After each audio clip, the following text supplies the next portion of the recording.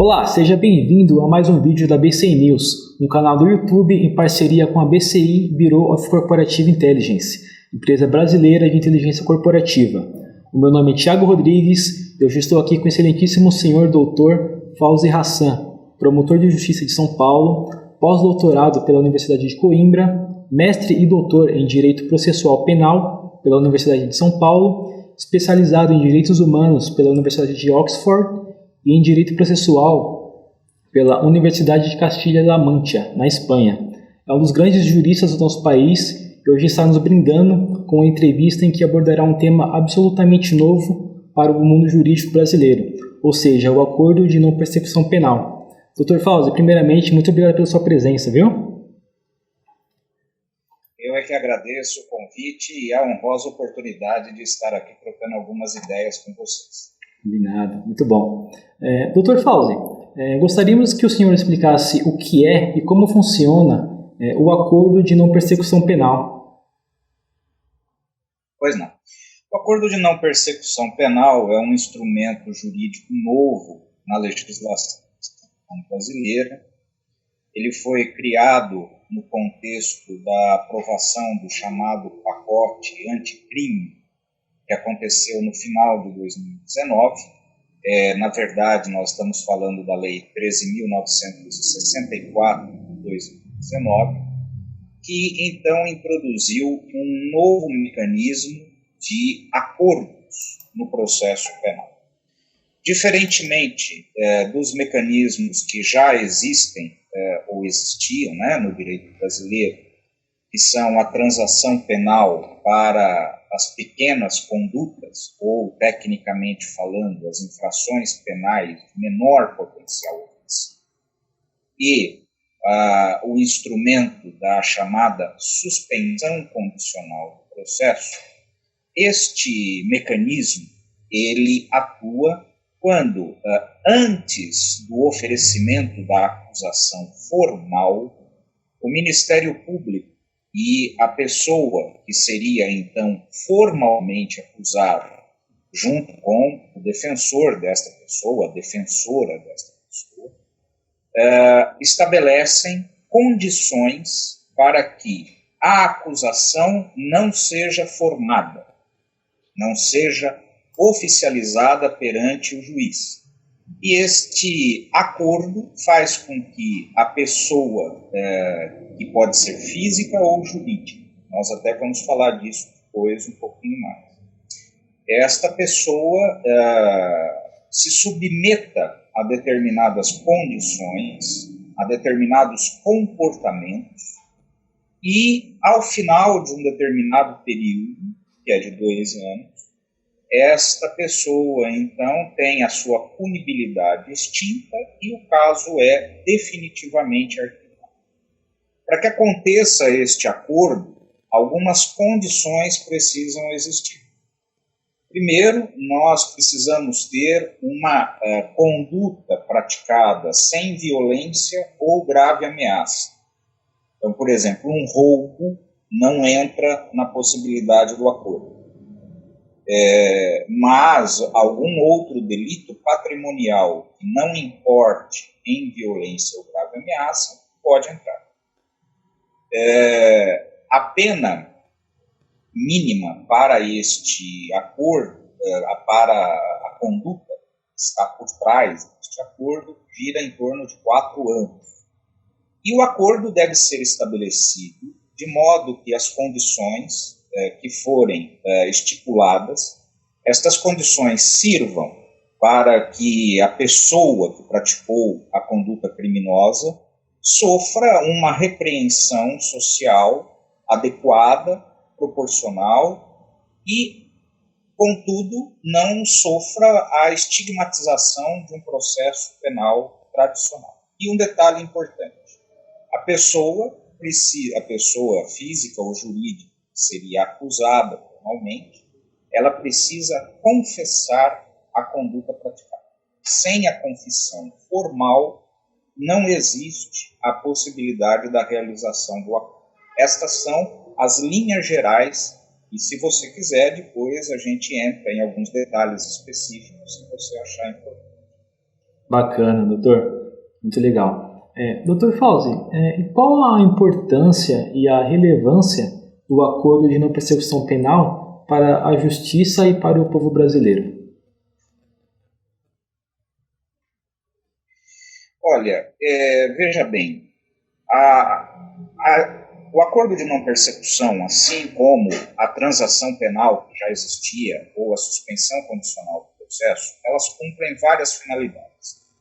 A primeira delas é desafogar o sistema formal do Poder Judiciário de casos que podem ser denominados amplamente de casos inexpressivos, casos que enchem pautas de audiências, exigem um trabalho técnico, formal, de todas as instâncias que atuam na persecução penal. Então, desde a polícia, na investigação, Ministério Público, Defensoria Pública, quando o caso, Poder Judiciário amplamente considerado para lidar com condutas socialmente pequenas, em termos de projeção, em termos de relevância, e cada vez mais existe um raciocínio de relação custo-benefício entre a persecução e o dano causado. Como é muito difícil nas sociedades contemporâneas, particularmente na nossa, que existam largos processos de descriminalização, ou seja, deixar de considerar uma conduta crime. Aliás, o que existe é exatamente o oposto. É um crescente e maciço processo de criminalização de conduta. É lógico que a entrada do sistema criminal, ou seja, a quantidade de casos que entram, é sempre muito maior do que a possibilidade do sistema em resolver esses casos. Existe aí, portanto, um estrangulamento operacional do sistema penal. E existe isso em largas outras áreas do direito. Mas nós estamos falando do direito penal, ou do sistema penal, mais exatamente. Então, o que acontece? Cada vez mais, os mecanismos consensuais são chamados a cumprir um papel que não lhe seria próprio se o processo inteiro caminhasse na sua integralidade, na sua totalidade. Então, são criados mecanismos negociais, que são mecanismos de ruptura do processo tradicional para alcançar-se um resultado antecipadamente. Esse é um fenômeno que não é exclusivo do Brasil, esse é um fenômeno presenciado em basicamente todas as legislações contemporâneas do processo penal. São poucos os países que evitam por completo, e eu acredito, posso lhe dizer que hoje nenhum país evita por completo mecanismos negociais, há sempre espaço de negociação. O que acontece é que em alguns países essa negociação tem mais amplitude ou menos amplitude. E é nesse sentido, portanto, que o acordo de não persecução penal entra no direito brasileiro para cumprir também este papel. O impacto concreto do acordo ainda será sentido, porque, na verdade, nós entramos o ano de 2020 com a legislação recém-modificada, bem no finzinho, 2019, e logo entramos nesse sistema de pandemia, na situação que vivemos atualmente, de modo que o Poder Judiciário está funcionando de uma maneira muito diferente do que normalmente funciona. Por isso, nós não temos, neste momento, no momento que esta entrevista está sendo gravada, ainda impactos numéricos reais da projeção do acordo no dia a dia da justiça criminal. Isso implica na realização de um contato do Ministério Público com a pessoa que viria a ser acusada, uma regularidade de tramitação da investigação, coisas que hoje, neste momento, ainda não estão acontecendo. Mas, assim que a situação social voltar à normalidade, nós vamos ter condição de começar a entender a dimensão concreta do acordo no cotidiano forense. Abstratamente falando, nós podemos imaginar um impacto de cerca de 20% no movimento cotidiano da justiça criminal. E não é pouca coisa. Não é pouca coisa. Dr. Fauzi, o senhor poderia nos dizer quais são os prós e contras do acordo de não persecução penal? Pois é, a resposta a esta pergunta depende muito da visão que o operador do direito tem sobre o sistema consensual do processo penal. O que eu posso lhe dar, então, são as duas grandes linhas de entendimento da matéria.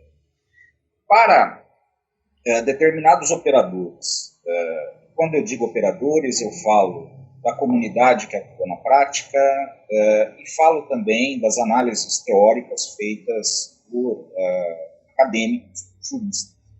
Quando você tem operadores que são simpáticos a uma ideia da expansão do consenso do processo penal, o acordo de não persecução é muito festejado, porque estes operadores vão entender a sua utilidade por um aspecto estritamente pragmático, porque, na verdade, o acordo não tem, do ponto de vista da sua estrutura, nenhuma outra valia.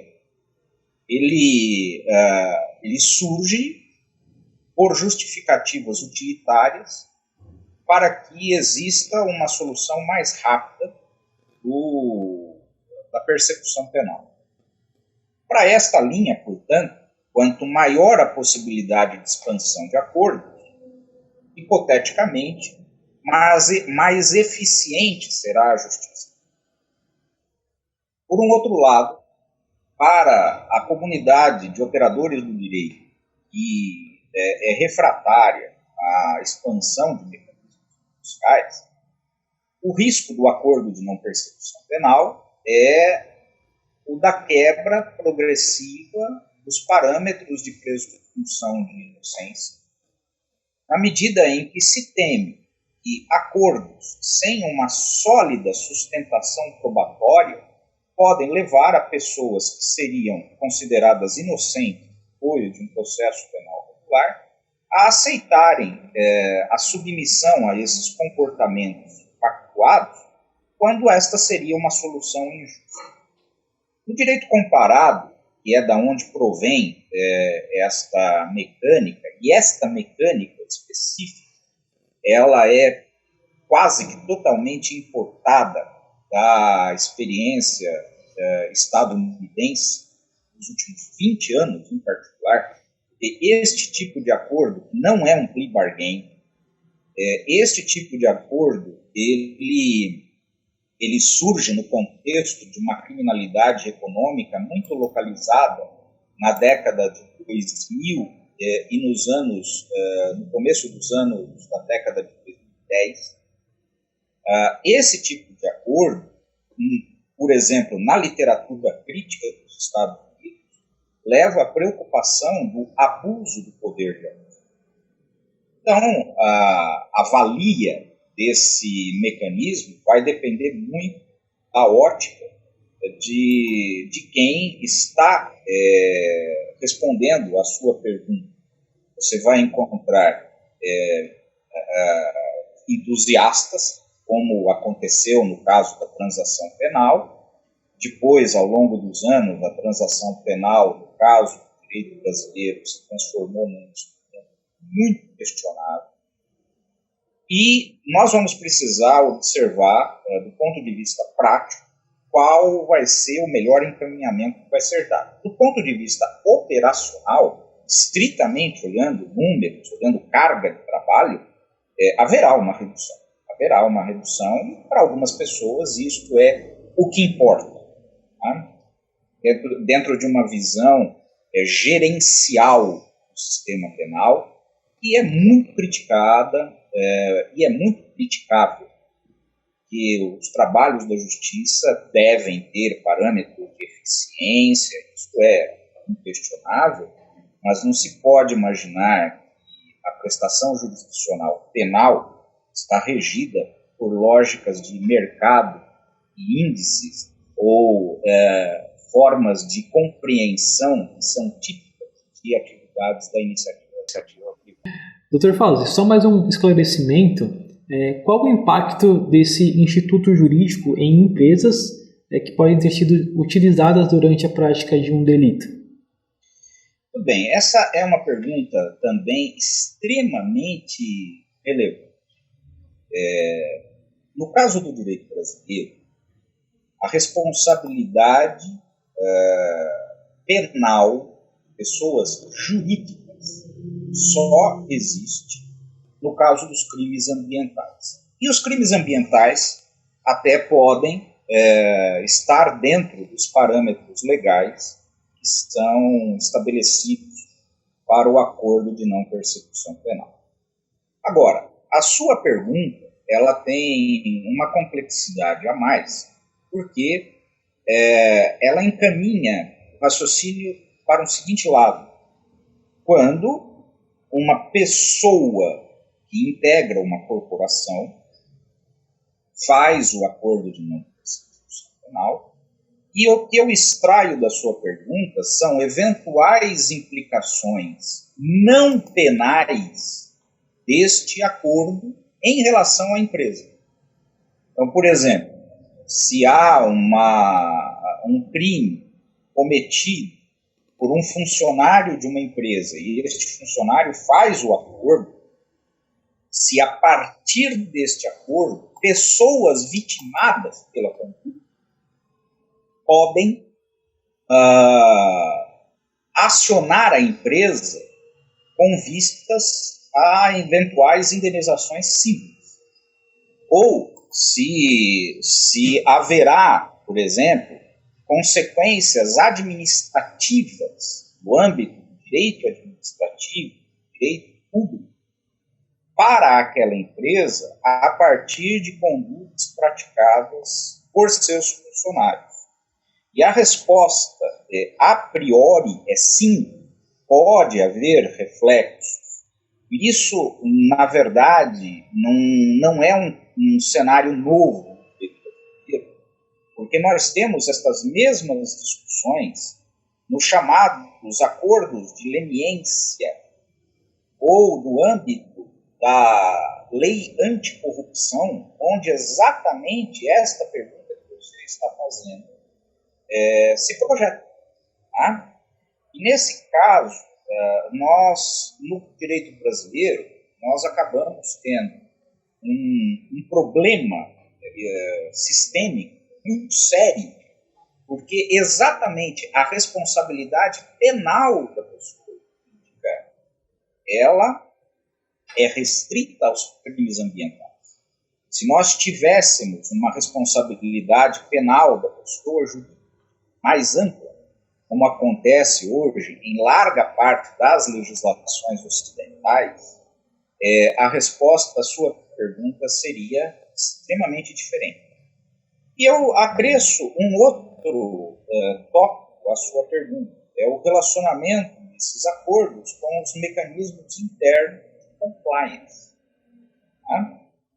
Porque para uma pessoa que integra uma corporação, isto pode ter uma imbricação, um interesse, cruzamento com o tema das suas responsabilidades internas a partir dos mecanismos de conformação ou compliance. Tá? Então, é um cenário muito amplo, é um cenário juridicamente muito complexo, que tem algumas abordagens em abstrato, mas tem também inúmeros problemas práticos que precisarão ser enfrentados de acordo com o desenrolar dos fatos.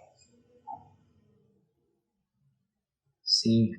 Dr. Fauzi, muito obrigado pela sua explanação, por todo o conteúdo que o senhor nos trouxe aqui hoje. Esperamos poder contar com o senhor novamente em outras ocasiões, tá bom? Será sempre um prazer. Pessoal, mais uma vez, muito obrigado. Pessoal, se vocês gostaram desse vídeo, deixe o seu like e se inscrevam no canal da BC News. Continue acompanhando nossos canais oficiais no YouTube, Facebook e Instagram. O link está aqui, na descrição do vídeo. Não deixe de enviar sugestões de temas que vocês querem ver aqui no canal da BCI News. Obrigado e até a próxima.